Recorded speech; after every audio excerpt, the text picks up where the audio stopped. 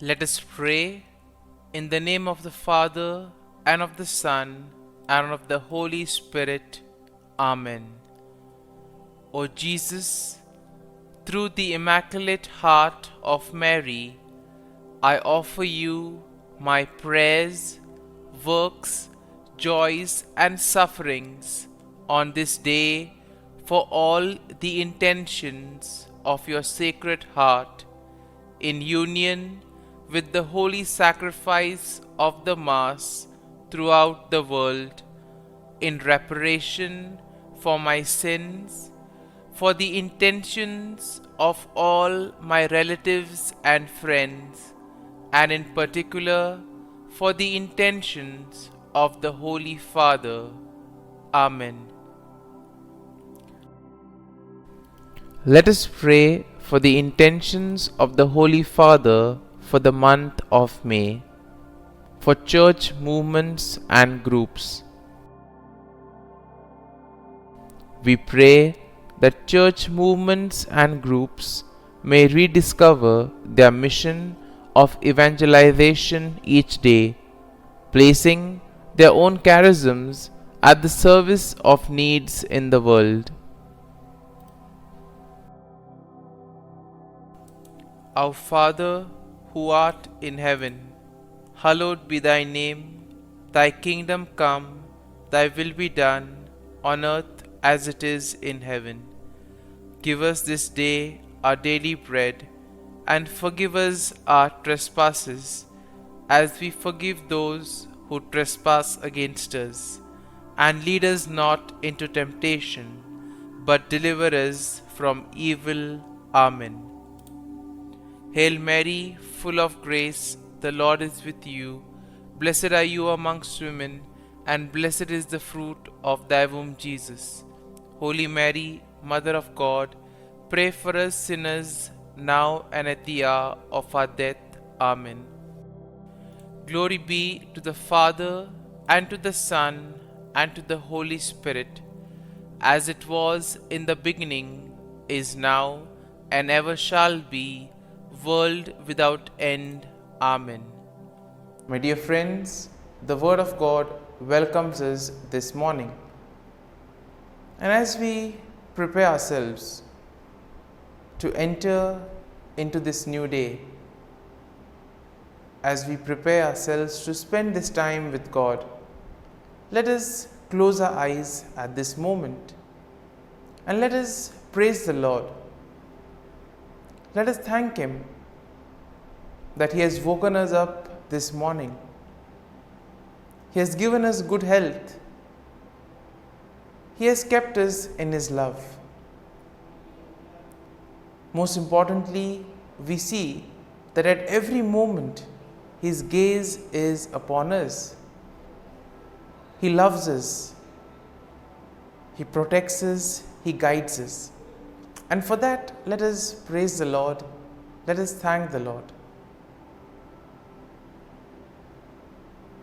In our life, we see that there are many moments wherein we do not recognize the presence of God in our lives. There are certain moments that we take for granted, and therefore it becomes difficult for us to recognize the graces and the blessings that we receive from the Lord. And therefore, as we begin today's morning offering, let us thank the Lord for all those blessings that He has given us. We begin by thanking God for the gift of life, for the various talents, for the various capabilities that He has given us. We also thank Him for the gift of our family members, friends, relatives, near and dear ones, and all those who play a very important role in our lives. We also continue to pray for all those who have been instrumental in shaping and molding us, and we ask the Lord to bless them abundantly and give them good health of mind and body. We also thank the Lord for giving us this new day, a day that may help us to complete some of the tasks that were left incomplete, or maybe today may give us an opportunity to reach out to others. Whatever we do today, let us ask the Lord to be part of it. Let us ask the Lord to guide us, to show us the way, so that whatever we do may indeed reveal His love, joy and mercy to the world. At the same time, let us also thank the Lord for the various opportunities that He has given us, opportunities to use our talents and abilities for the better good. Also, we thank Him for the experiences that we have had. We all remember and cherish the good experiences, but there have been also experiences that have been bitter, that have been difficult, but nonetheless these have been experiences that have taught us valuable lessons in life, and therefore we thank the Lord for these experiences as well. Finally, we also thank the Lord for always being there with us, guiding us, protecting us, and let us ask Him to do the same today, so that every step that we take, every word that we utter, and every action that we do may reveal and radiate the peace, joy and mercy of Christ to people around us. And therefore, my dear friends, let this day be a day of joy and blessings in the name of our Lord Jesus Christ. And therefore, today we shall reflect and meditate on Psalm 52. As usual, we shall have an overview of the psalm, and then we shall go into its details. Now, generally speaking, Psalm 52 is a lament that is written by David, and it is likely in response to the treachery of Doeg the Edomite. Now, we know that Doeg the Edomite had betrayed David to King Saul, and this psalm is divided into two main sections. So the first section contains verses 1 to 5, and this will describe the wickedness of Doeg and his eventual downfall, while the second part of the psalm, the second section, which has verses 6 to 9, they offer a contrast between the wickedness of Doeg and the faithfulness of God. Similarly, we see that when we look at the psalm gives us a picture of what it is to be faithful and what it is to trust and place our faith in God. So therefore, verse 1 begins with David directly addressing Doeg, calling him a mighty man who boasts of evil deeds. And then David asks why Doeg boasts of evil and warns him that God will eventually bring him down. In the second verse, we see that David's warning to Doeg continues, and this reminds him that God's judgment will be swift and thorough. David compares Doeg to a sharp razor and a deceitful tongue, highlighting the danger that his words and actions pose. Moving on to verse 3, we see that the verse emphasizes the extent of evil that Doeg does, describing him as the one who loves evil more than good, and therefore lying more than speaking truth. Therefore, we see that Doeg has been one who has been lying a lot rather than speaking the truth and wanting to know the truth. And therefore, Doeg is warned by David that his love of evil will ultimately result in his destruction. And therefore, the following verse 4 also continues this same description that David does of Doeg's wickedness, comparing him to a devouring fire that consumes everything in its path. And therefore, David notes that Doeg has set himself against those who are righteous and warns that God will eventually cut him off. And therefore, this first section is concluded in verse 5, where we have David again warning that God will bring Doeg down. David notes that Doeg will be uprooted and driven away from the land of the living, and that the righteous will ultimately see his downfall. So therefore, this first part of the psalm is kind of a message of hope to most of us. We live in a world where we see so much of evil, where we see so much of corruption. We see so many things being done in the wrong manner. And sometimes we may ask, how is this permitted? How does this happen? And here, this first part of the psalm gives us hope, saying that eventually all those who do evil will have to face the consequences. They will be cut off from the Lord. And therefore, the first section of the psalm emphasizes that we need to do good. We need to focus on the truth, focus on righteousness. We now move to the second section of the psalm. And the second section shows us how David contrasts the wickedness of Doeg with the faithfulness of God.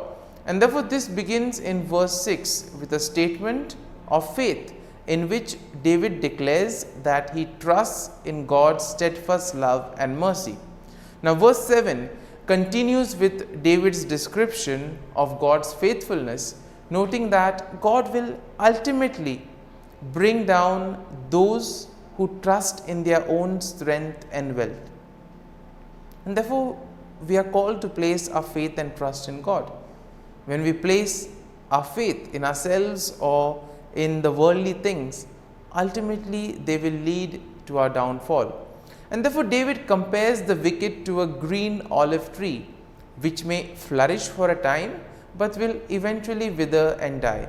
And therefore, nothing is permanent in today's world. Therefore, we need to place our faith and trust in the Lord, so that when the time comes, the Lord will take care of us. Verse 8 emphasizes this contrast between the wickedness of Doeg and the faithfulness of God, as David now declares that he will praise God forever for his steadfast love and justice. Now, David notes that he will wait for God to act, trusting that God will eventually bring down the evil and vindicate the righteous. And therefore, Psalm 9 will conclude this second section of the psalm, and the conclusion is nicely done with a statement of hope, as here David declares that he will continue to wait for God's salvation and that he will trust in God's name. David notes that God's name is a strong tower in which the righteous may take refuge, and that God will ultimately bring salvation to his people. And therefore, my dear friends, as we reflect on Psalm 52, there may be some kind of a thought or a statement that which eventually would have touched us. Therefore, let us remain with that thought, let us remain with that sentence or statement. And let us reflect on it and apply it to our lives so that it may take root in us. And therefore, as we do this, let us ask the Lord to bless us, to be with us, to guide us, so that whatever we do today, it may be for his greater glory, that we may be able to distinguish between what is good and what is evil, and that we may follow on the path of righteousness.